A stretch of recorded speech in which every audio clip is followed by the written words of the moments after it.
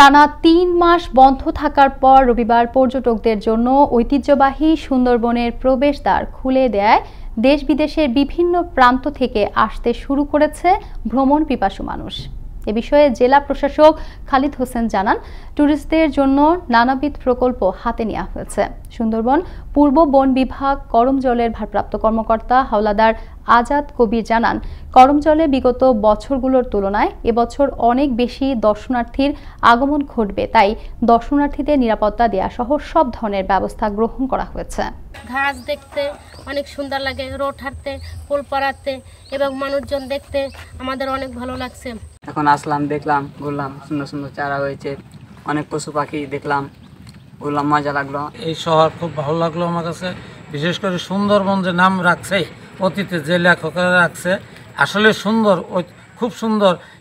এসে ফ্যামিলি সহকারে আসছি, এসে দেখলাম বানর দেখলাম, হরিণ দেখলাম, ওপাশে দেখলাম মানে কুমির দেখলাম, দেখে ভালো লাগলো। এই যে 3 মাস বন্ধ ছিল, এতে আমাদের যে উদ্ভিদ, তারপর মৎস্য এবং অন্যান্য যে প্রাণীগুলো আছে এগুলো বংশবৃদ্ধি করা হয়েছে। কিছু কিছু সুযোগ সুবিধা আরো বৃদ্ধি করা দরকার।